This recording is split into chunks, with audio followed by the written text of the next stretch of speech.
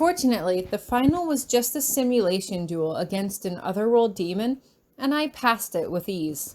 I was honestly a little surprised that neither Hieronymus nor Potsdam warned me that I would encounter an otherworld demon on the exam beforehand, but I could understand that they didn't want to give me an unfair advantage over anyone else. After all, I had been allowed to skip out on the final last year, and I was going to have to learn how to control myself in the event that I was ever really attacked by an otherworld demon again. If anything, I was too distracted by another important matter to focus too much on my final. Daniel was leaving.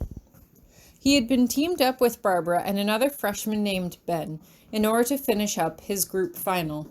They had passed the test, as I quite expected they would, and that was it.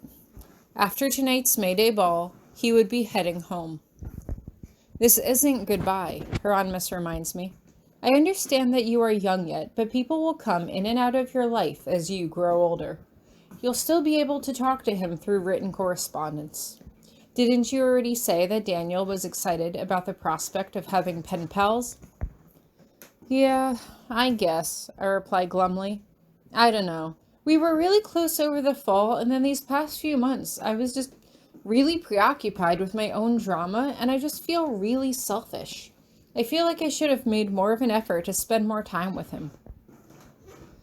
While you were off doing who knows what late at night, Daniel was off making friends of his own, Hieronymus replies. I know in hindsight you wish you could have spent more time with him, but don't forget, Daniel was here making the most of his experience. That's true, I admit. I'd often seen Daniel hanging out with Barbara and other freshmen in the quad, and I had always stopped to wave hi, but it just felt like I had been seeing less and less of him because of my own drama with Musette. I didn't really think about how Daniel had probably made friends of his own that he wanted to spend time with too. With that in mind, it would have been selfish to captivate all of Daniel's time when he had other friends to hang out with as well. Speaking of, Hieronymus continues, and I know immediately by his tone of voice that I will not like where this conversation is headed. Are you ready to share with me the details of your late-night adventures? No, I say as I smile at him brightly, but I do appreciate that you didn't try to spy on me or anything like that. I did several times, Hieronymus admits without any sort of preamble. Unfortunately, my vision was blocked by white magic. He narrows his eyes at me, like he expects me to admit to something, but I just shrug. Ellen's white magic was much stronger than mine, and I knew she was working to shield our conversations, but now I almost wondered if she had a little supernatural help from Musette in that regard. That's weird, I reply as I shrug my shoulders. Hieronymus looks like he wants to say more when there's a sudden knock on the door. He gives me a look that tells me that this conversation isn't finished, as he goes over to open it, revealing Daniel standing in the entrance. Hello, Daniel says as he smiles brightly at us. I was just wondering if you heard anything about when my mother was arriving. That's something you should take up with Potsdam, not me, Hieronymus says with a shrug. You know she cannot stay in this country long. After the May Day ball, you will head back to your room to collect your things, and you both will depart for your own land. Wait, tonight? I ask, looking between Hieronymus and Daniel. You're leaving tonight? Apparently, Daniel asks as he looks between Hieronymus and me. He suddenly looks crestfallen. But there are so many people I have to say goodbye to. I still have to pack. I suggest you get started, then, Hieronymus says lightly, and Daniel shoots me a tight-lipped smile as he turns and literally runs out the door. Why didn't you tell me that he was leaving so soon? I demand. If you had known, what would you have done, Tori? He asks me. Would you have spent more time with him? What would you have done? I don't know, I say as I plop down on the bed. I don't know, it just suddenly feels like it's all way too soon. Like the past few months went by too fast, and I don't know. There seems like there's more I want to say, but I don't know how to word it in a way that won't sound stupid. Hieronymus just sighs as he shakes his head. This is a lesson you must learn in life, Tori. Everything is ephemeral. Everything. Your friendships, your life as you know it, can change in an instant. I believe you are already aware of that more than most. Change can happen quickly and often, and preparing for it doesn't make it any less unpleasant. The lesson isn't in stopping change from occurring, but dealing with it when it does. But I don't know how to deal with it, I say, spreading my hands in front of me like a child.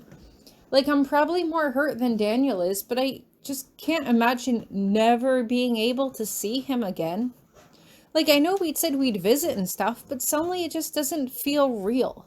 Like, we say we'll write, but what if we stop? What if he just completely fades out of my life? Like, obviously I have to keep going. I have to keep living my own life.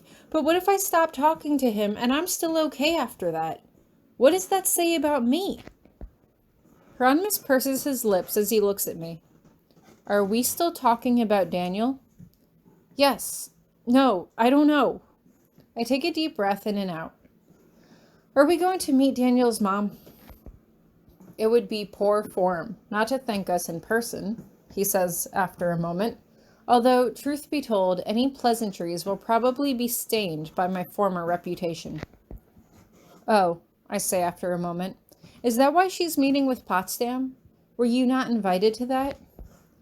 I did not attend for the same reason Daniel's father chose not to make the trip, Hieronymous responds with a mischievous glint in his eye. Neither of us wishes to be forced to engage in polite conversation with Petunia. Ah.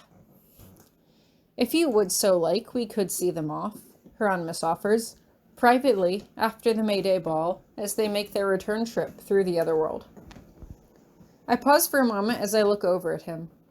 You really don't mind entering into the other world?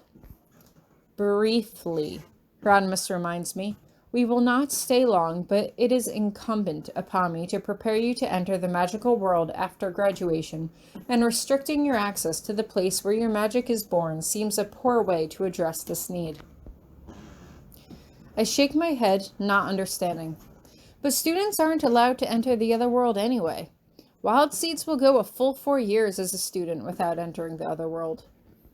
But you are not an ordinary wild seed, Hieronymous reminds me. You are my wife, and as such, I have a vested interest in making sure that you are prepared to handle yourself after graduation.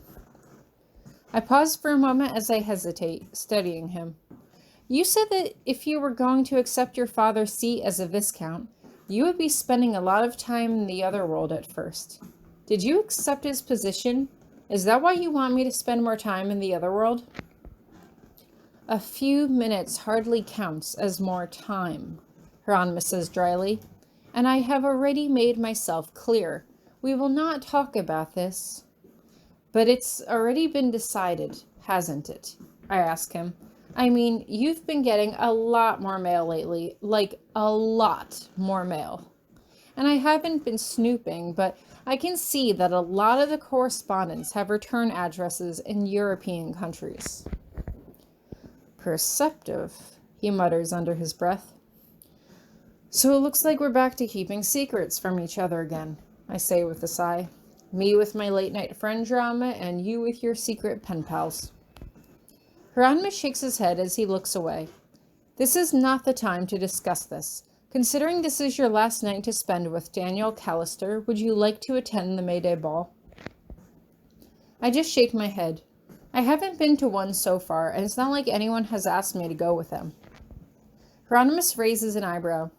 You think anyone would ask you to go, considering our relationship? No, but that's my point, I say. It's for people who are dating. If I can't go with you, who would I go with? Plenty of students go by themselves, Hieronymous offers. There's no reason why you can't go and enjoy the night with your friends. I've been there and done that at my old school, I remind him. Dances are for couples, no matter what anyone might say. I hesitate for a moment and then decide to just say it. I am a little bitter because Daniel said he wanted to go with me when we got back from Hawaii because he wasn't sure who else to ask. But then I found out he's going with Barbara, so that sort of stung a bit, but it's whatever. Hieronymus raises his eyebrows. You almost sound jealous. I'm not jealous, I exclaim. I don't know. Part of me wishes I could go do normal high school stuff for at least one night. But there's no way you would go to a student function, and to be honest, it would be a bit weird if you did. As you said, Hieronymus acknowledges with a curt nod of his head, but there will be other social functions that we may attend in the future, Tori, much more mature affairs than a student dance. I'm in no hurry, I say as I look up at him. To be honest, I've never actually learned how to dance. Hieronymus shakes his head as if he doesn't understand. At all? I can't help but suddenly snicker to myself. Well, my mom had me take hip-hop when I was in 2nd grade, but I don't think that's the kind of dancing that you'd see at a formal event. I look up at him. Like, where would I even learn how to do the waltz or anything like that?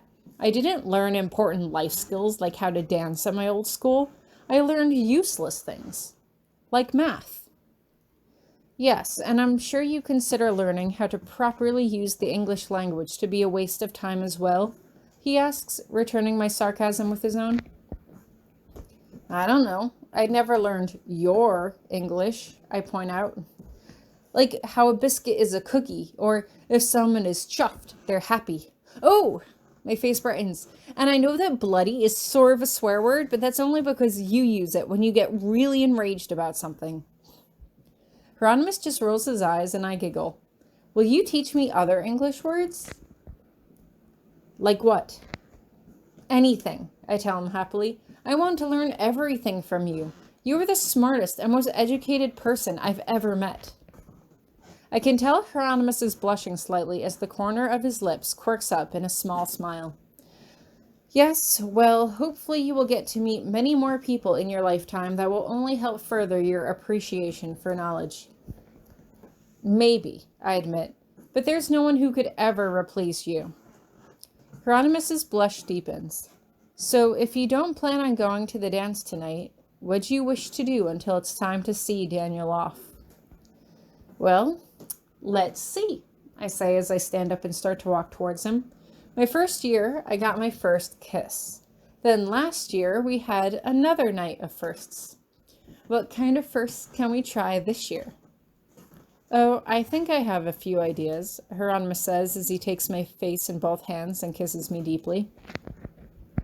As we make our way over to the bed, I had to admit that although I was sort of bummed out that I wasn't going to the May Day ball for yet another year, this was a special night to spend with Hieronymus. It may not have been our anniversary, but it was one of our relationship milestones, and I wanted to celebrate it with him, not only this year, but every year for the rest of our lives.